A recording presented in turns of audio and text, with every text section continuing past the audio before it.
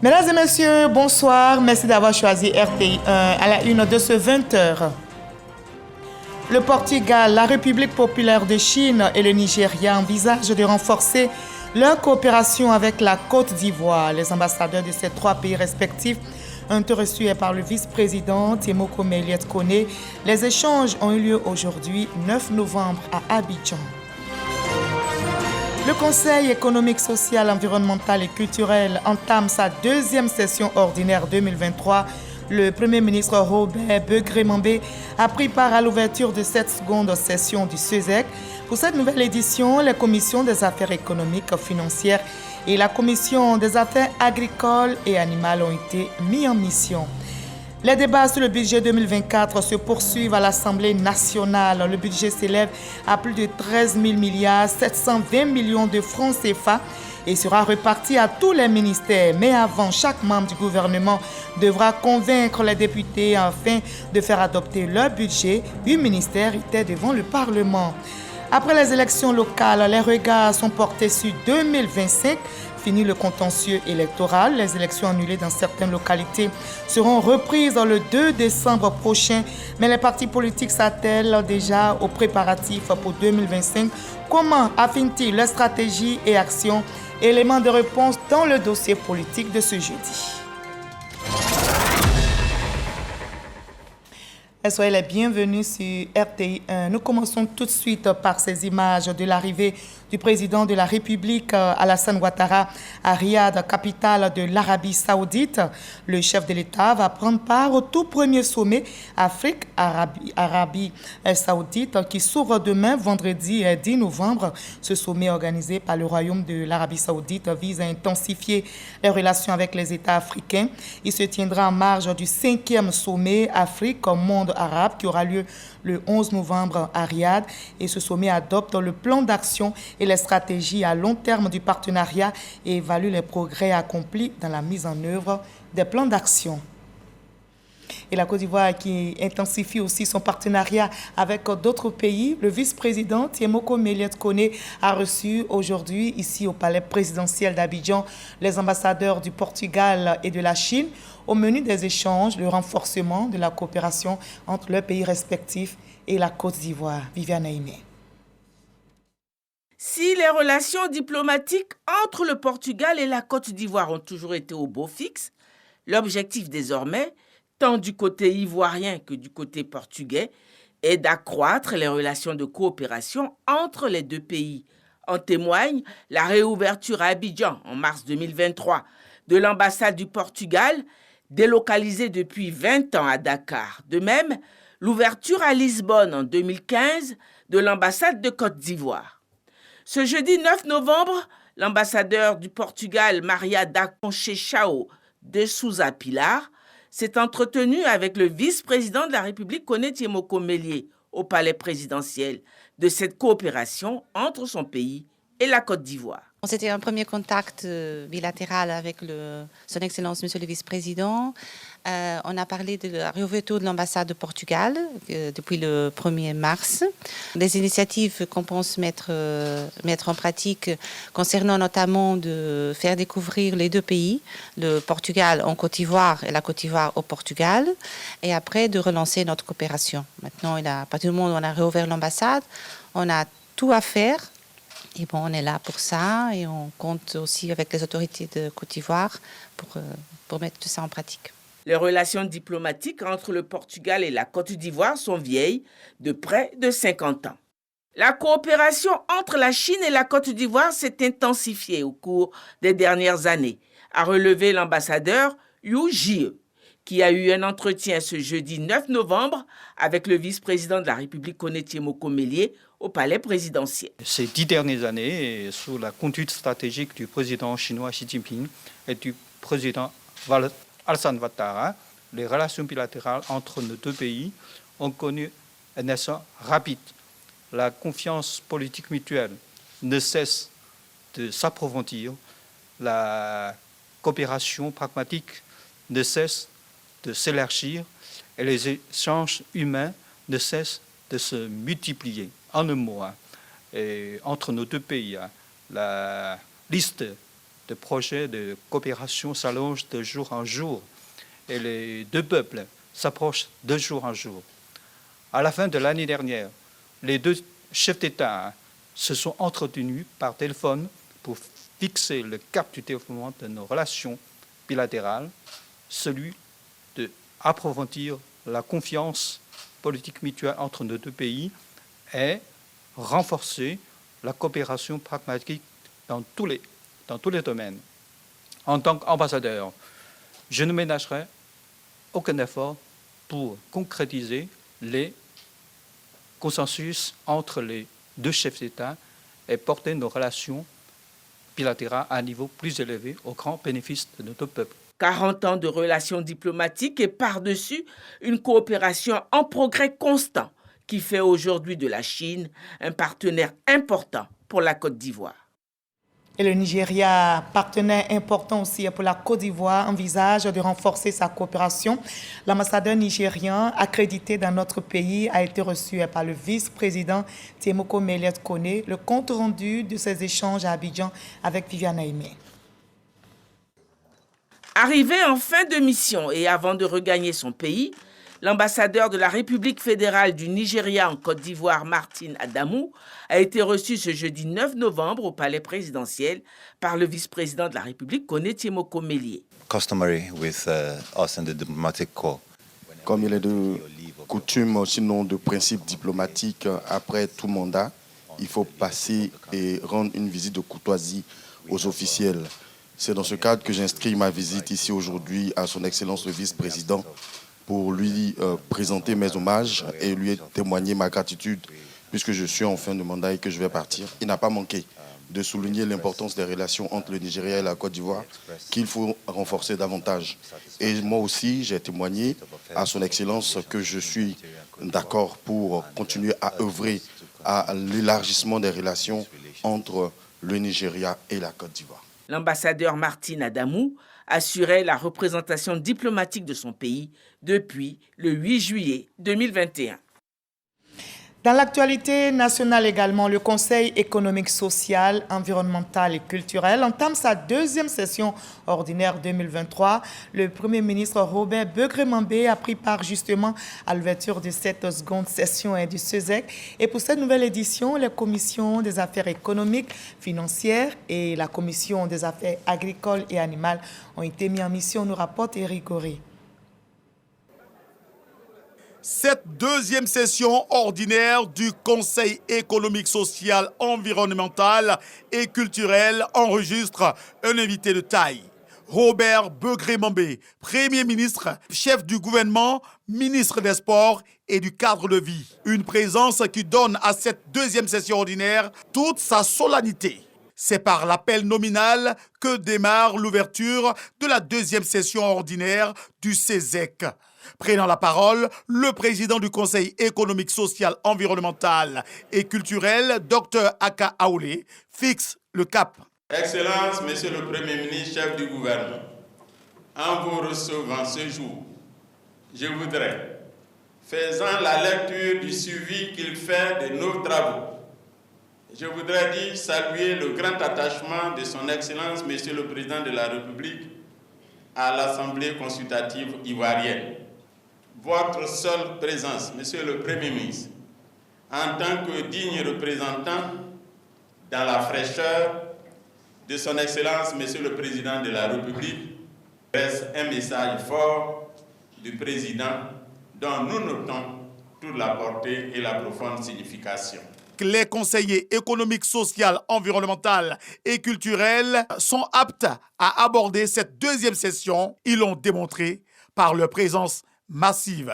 Au thème de la deuxième session ordinaire 2023, le Premier ministre Robert Begré-Mambé dit sa satisfaction. J'ai le privilège à représenter son Excellence Monsieur le Président de la République à cette séance inaugurale au sein d'une institution dont le dynamisme est apprécié par les chefs de l'État. C'est un collège qui comprend des hommes et des femmes de grande qualité, de grande expérience et qui ont la capacité de faire des propositions de haut niveau. C'est pourquoi nous nous réjouissons des résultats auxquels ils sont déjà arrivés dans la perspective d'une Côte d'Ivoire solidaire pour que les Ivoiriens trouvent sur le territoire national tout ce qu'il est nécessaire pour une vie paisible et une vie structurée. En outre, le CESEC, Société civile organisée, apporte son soutien indéfectible au président de la République Alassane Ouattara, engagé dans la recherche de la paix dans la sous-région. Et toujours dans cette journée de jeudi 9 novembre, le Premier ministre Robert Begré-Mambé, ministre des Sports et du cadre de vie, a accordé une audience à l'ambassadeur de l'Inde dans notre pays au cœur des échanges, le renforcement de la coopération entre la Côte d'Ivoire et l'Inde qui partagent une longue relation d'amitié. Et on prépare justement la CAN 2023. Le Premier ministre Robert Begré-Mambé a procédé aujourd'hui à la primature, à la clôture de l'atelier de la CAN. Les travaux ouverts hier mercredi ont permis au comité d'organisation de rédiger des recommandations en vue de parfaire cette organisation de la CAN qui se jouera dans notre pays. Alexis Ouedraogo.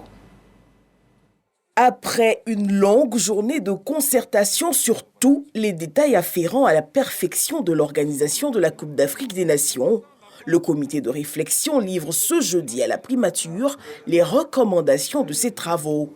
Les travaux de l'atelier ont été sanctionnés par l'élaboration d'un tableau de bord recensant l'ensemble des activités, des recommandations, des délais et des moyens nécessaires à leur réalisation. Les principales recommandations ci-après s'en dégagent. De l'achèvement des travaux des infrastructures sportives et non sportives, de la finalisation des différents contrats des prestataires, de la validation du budget, de l'examen du budget des équipements complémentaires à fournir sur les stades et terrains d'entraînement, la mise à disposition des infrastructures au COCAN 2023.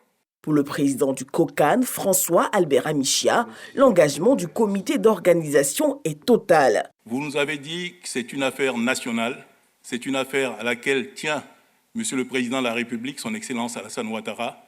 Le COCAN en a pris véritablement conscience et est prêt à pouvoir travailler sous votre haute égide afin que cette 34e édition soit la meilleure jamais réalisée sur le continent. Le chef du gouvernement, qui se réjouit de l'accélérité dans l'exercice effectué, rappelle l'urgence du respect des délais, notamment celui du 15 décembre prochain, date de la révision finale des travaux par la CAF. Il reste à finaliser les dispositifs par lesquels nous allons présenter le tableau général aux plus hautes autorités de l'État. Je demande à toute l'équipe qui a travaillé, ainsi qu'aux entreprises, au BNET et aux ingénieurs que j'ai appelés en renfort, que vous vous retrouviez demain à 10h au BNET. Nous allons repasser en revue tous les dispositifs et les exigences qui sont les nôtres.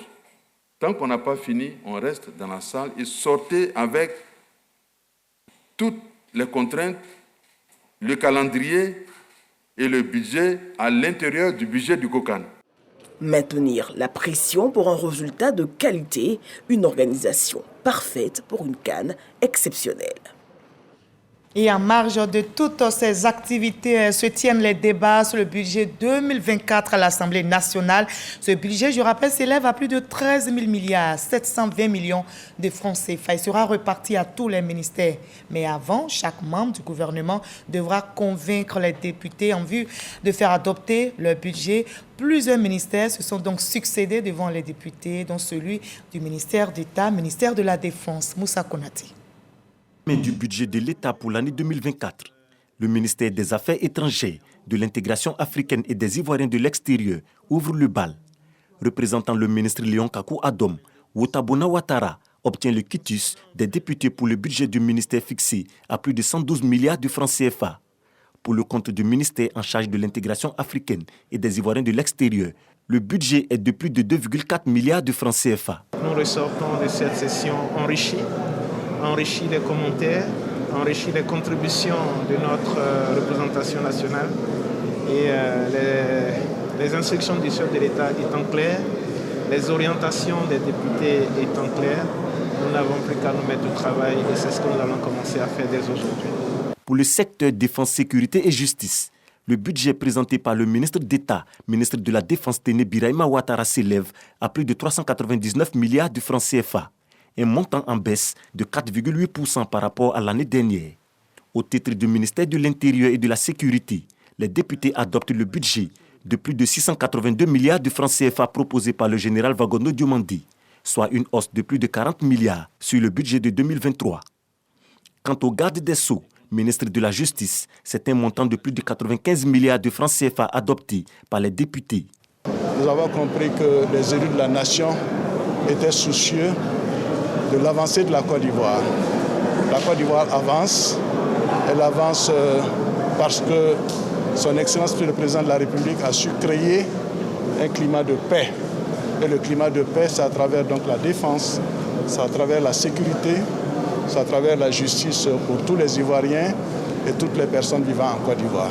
Le secteur éducation, formation et recherche enregistre un budget de plus de 1236 milliards de francs CFA pour le compte du ministère de l'Éducation nationale et de l'alphabétisation et plus de 76 milliards de francs CFA pour le ministère de l'enseignement technique, de la formation professionnelle et de l'apprentissage, avec la construction prochaine de 22 établissements techniques et professionnels dans 14 villes du pays.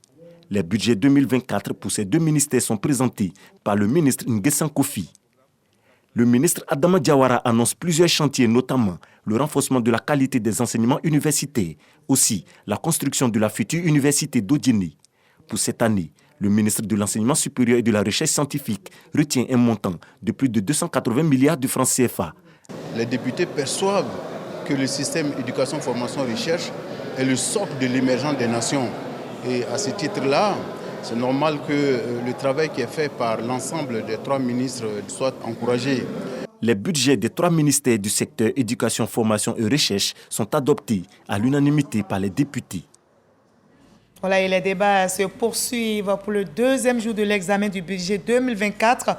8 ministres ont défendu leur budget pour leur fonctionnement. On peut citer entre autres les ministres de la fonction publique, des finances et du budget, de la cohésion nationale et de la santé. On retrouve Konaté Moussa pour le reportage. Pour l'année 2024, les ressources allouées au ministère des Finances et du Budget se chiffrent à plus de 443 milliards de francs CFA. Plus de 26 milliards sont destinés pour le fonctionnement du ministère de l'économie, du plan et du développement. Les deux budgets sont présentés par le ministre Adama Coulibaly en l'absence du ministre Nialé Kaba. Le ministre Moussa Sanogo lui obtient l'accord des députés pour le budget du ministère du patrimoine, du portefeuille de l'État et des entreprises publiques d'un montant de plus de 18 milliards de francs CFA. Les honorables députés ont approuvé à l'unanimité le budget présenté par les trois départements ministériels. Nous sommes aujourd'hui donc contents de noter effectivement que les honorables députés ont été convaincus de la pertinence des actions que nous allons mener dans le cadre de cette mission de l'administration générale du développement économique. Pour le compte du ministère d'État, ministère de la fonction publique et de la modernisation de l'administration, le budget est fixé à plus de 36 milliards de francs CFA. Je voudrais saluer le bon accueil qui a été fait des mesures prises par le gouvernement, des réformes en cours et de nos ambitions à améliorer le cadre de vie, le cadre de travail des fonctionnaires de Côte d'Ivoire, à faire en sorte que nous ayons une administration publique moderne et performante. Pour le secteur santé et action sociale, on note un montant de plus de 589 milliards de francs CFA pour le ministère de la Santé, de l'hygiène publique et de la couverture maladie universelle. Plus de 27 milliards de francs CFA sont alloués au ministère de la Femme, de la Famille et de l'Enfant. Pour les programmes d'activité gouvernementale en faveur de la cohésion nationale, de la solidarité et de la lutte contre la pauvreté, la ministre Belmonde Miss Dogo obtient l'accord des députés pour un budget fixé à plus de 62 milliards de francs CFA. Le budget du ministère de l'Emploi et de la Protection sociale présenté par la ministre Belmonde Miss Dogo en l'absence du ministre Adama Kamara a aussi été adopté. Le montant est de plus de 48 milliards de francs CFA. Voilà, et la Côte d'Ivoire dit non au travail des enfants. Le pays vient de célébrer la journée mondiale. Notez que cette journée internationale dédiée à la question du travail des enfants est l'occasion de faire le point des progrès réalisés en matière de lutte contre le travail des enfants, mais également de réfléchir aux actions concrètes à mener et les stratégies efficaces à mettre en place. On en sait plus avec notre reporter Mama Traoré. En 10 ans, le taux de prévalence nationale du travail des enfants dans plusieurs secteurs d'activité en Côte d'Ivoire a connu une baisse de 19,7%. Principalement dans le secteur du cacao, cette régression atteint les 32%. Autant dire que les efforts de lutte menés sur le terrain portent leurs fruits, reconnaissent les partenaires au développement. Lutter contre le travail des enfants, c'est lutter contre la pauvreté et les vulnérabilités. Ça demande quoi? Ça demande un revenu adéquat pour les familles. Ça demande de la protection sociale, hein, et on voit ici, on a de la chance en Côte d'Ivoire, avec la promotion de la couverture maladie universelle, avec la promotion du régime social des travailleurs indépendants. Il y a des outils qui sont des priorités de son Excellence le Président Alassane Ouattara. Ce satisfecit est dressé à la faveur de la cérémonie marquant le clou de la célébration nationale de la 22e journée mondiale de lutte contre le travail des enfants. Célébration axée sur le thème « Justice sociale pour tous, éliminons le travail des enfants ». La justice sociale est un principe politique et moral qui a pour objectif une égalité des droits et une solidarité collective qui permettent une distribution juste et équitable des richesses entre les différentes composantes de la société. Ce thème renvoie donc à considérer la justice sociale comme l'un des socles sur lequel reposent nécessairement les efforts visant l'élimination du travail des enfants. Au nom de la première dame Dominique Ouattara, Nadia Bendinda évoque les défis à relever et appelle les parties à une synergie d'action pour éradiquer le fléau du travail des enfants. La justice sociale est un levier important pour agir sur les causes profondes du travail des enfants. Mais sa réalisation demande l'engagement de tous, dans un esprit de partenariat public-privé et de complémentarité. C'est à ce prix que nous prendrons définitivement l'avantage sur ce mal pernicieux qui continue d'avilir insidieusement nos enfants. Cette célébration est le lieu pour le ministère de l'Emploi et de la Protection sociale de remettre des équipements au coordonnateur du système d'observation et de suivi du travail des enfants en Côte d'Ivoire, SOSTECI, dotation d'une valeur de 350 millions de francs CFA. Voilà, comme on le voit donc, la lutte contre le travail des enfants s'accentuait dans notre pays. Le ministre d'État, ministre de la Défense, s'est rendu ce jeudi à la base du commandement des forces spéciales. Téné Birahima Ouattara s'est imprégné du fonctionnement de cette unité de l'armée. C'est un corps d'élite formé pour la gestion efficace de tout genre de situations au plan sécuritaire. Les détails avec Walter Amadou Ouattara. Le gouverneur du district bleu effectue une mission de pacification dans une localité sous sa responsabilité. L'autorité administrative est mal reçue par des individus agités qui essaient d'attenter à son intégrité physique. Avec une expertise irréprochable, le gouverneur est exfiltré par sa garde rapprochée composée d'éléments de force spéciales. Ensuite, un mini-robot doté de 5 caméras aide à inspecter un sac suspect laissé par l'un des manifestants. Ce colis sera détruit par l'équipe de déminage.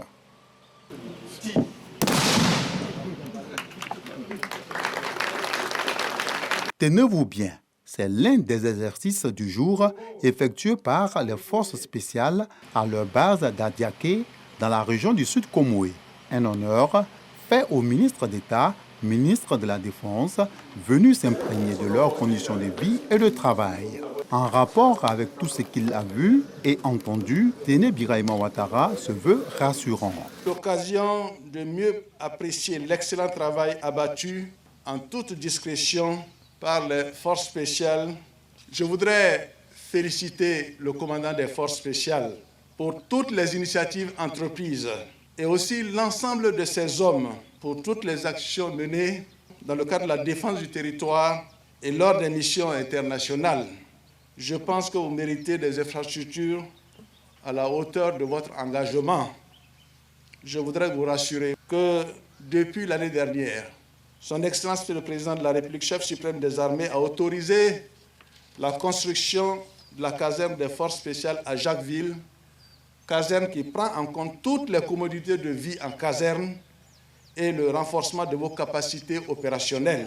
Le ministre d'État instruit les forces spéciales à mettre en contribution leur professionnalisme pour la sécurisation de la prochaine Coupe d'Afrique des Nations de football, Cannes 2023. Le défi est particulièrement important vu le contexte sécuritaire de notre sous-région. Alors, je compte sur vous pour demeurer des hommes intègres, dignes et professionnels. Depuis 2021, le ministre d'État, ministre de la Défense, a entrepris des visites dans les casernes du pays. Et la scène politique dans notre pays est toujours aussi active. Après les municipales, les régionales et les sénatoriales, les regards sont portés sur 2025. Les dernières élections locales ont tenu en haleine toute la classe politique ivoirienne. Fini le contentieux électoral. Les élections annulées dans certaines localités seront reprises le 2 décembre prochain. Mais les partis politiques s'attellent aussi, vous allez le voir, aux préparatifs pour 2025. Mais comment mobilisent-ils au juste? Comment affinent-ils leurs stratégies, leurs actions? Éléments de réponse dans le dossier politique signé ce soir, Michel Tigri.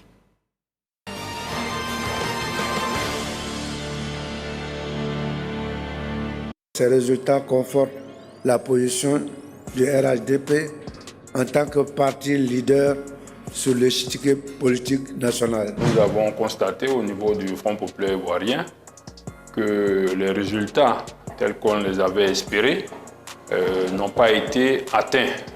Nous sommes un jeune parti.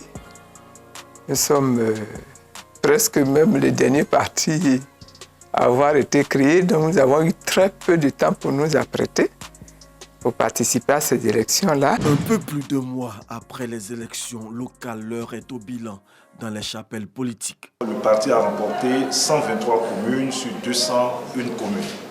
Le RHDP a remporté 25 régions sur 31 régions, soit un taux d'implantation de 80,5%. Face à la razzia du RHDP, les partis d'opposition, malgré les alliances, ont obtenu des mauvais résultats.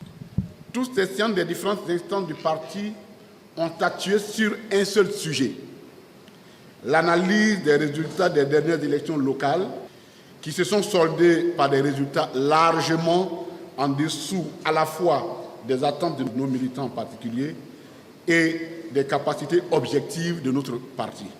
Les circonstances actuelles là commandent presque la politique de l'alliance en ce qui concerne les partis qui sont dans l'opposition. Et donc nous sommes allés majoritairement dans ce sens-là et ça nous a permis d'avoir quand même quelques conseillers dans un certain nombre de circonscriptions, là où tout seul nous n'aurions pas réussi.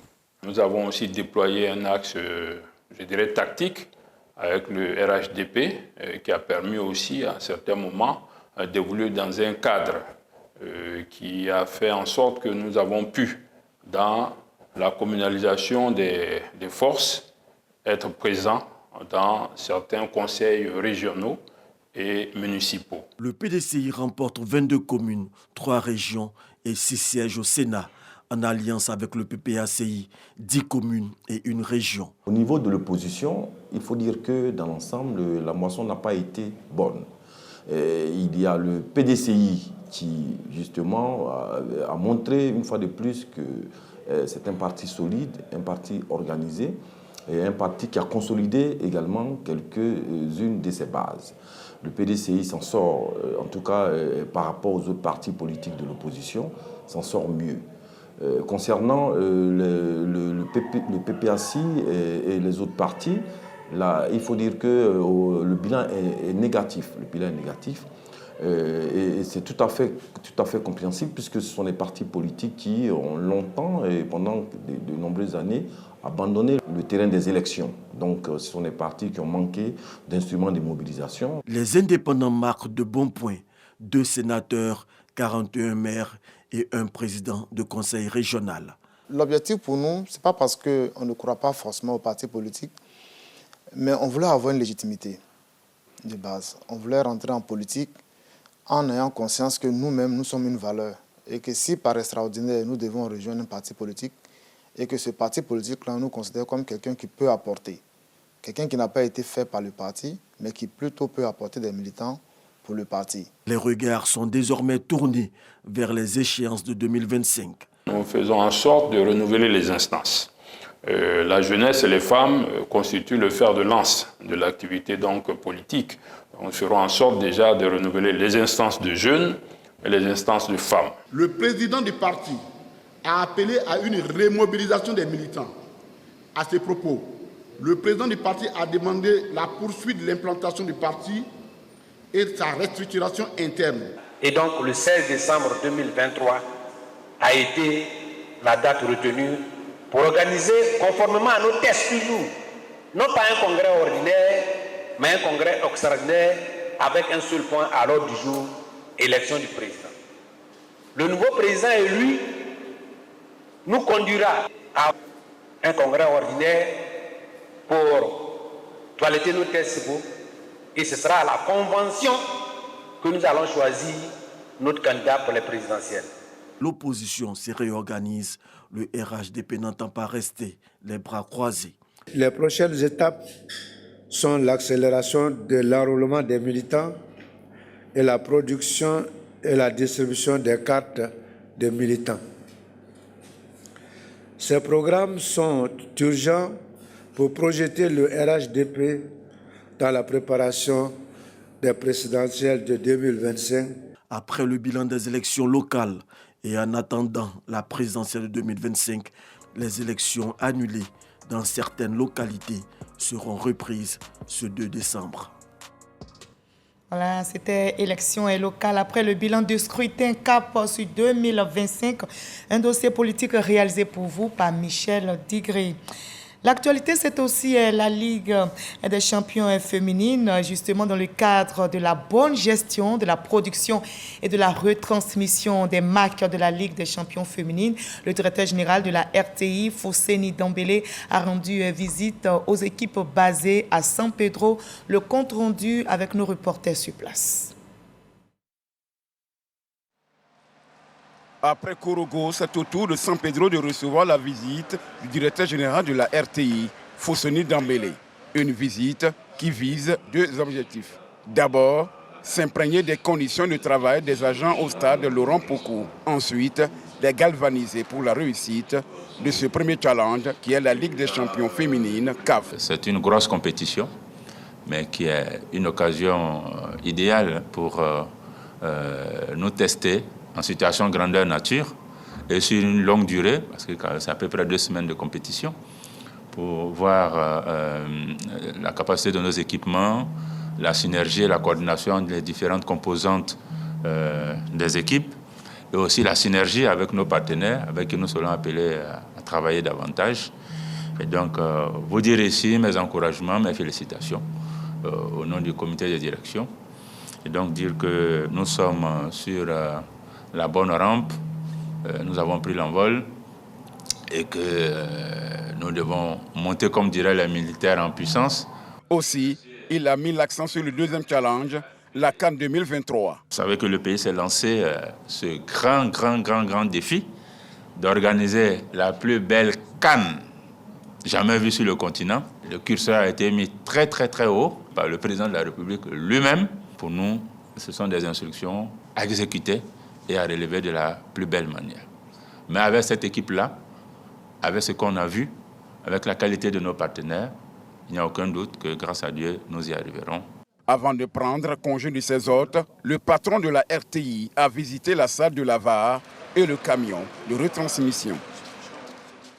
Terminé par le Proche-Orient où Israël a accordé 4 heures de pause quotidienne dans le nord de la bande de Gaza après plusieurs mois de frappes meurtrières en réponse à l'attaque menée par le Hamas le 7 octobre dernier. Notez qu'à ce jour, ils sont plusieurs centaines de milliers de civils à avoir perdu la vie et restent piégés dans une situation humanitaire désastreuse dans le nord de la bande de Gaza selon l'ONU. Point final de ce 20h. Merci à vous tous de l'avoir suivi. Demain 20h, vous avez rendez-vous avec Kolo Klubali. Moi, je vous dis à très bientôt. N'oubliez surtout pas de prendre soin de vous et des autres.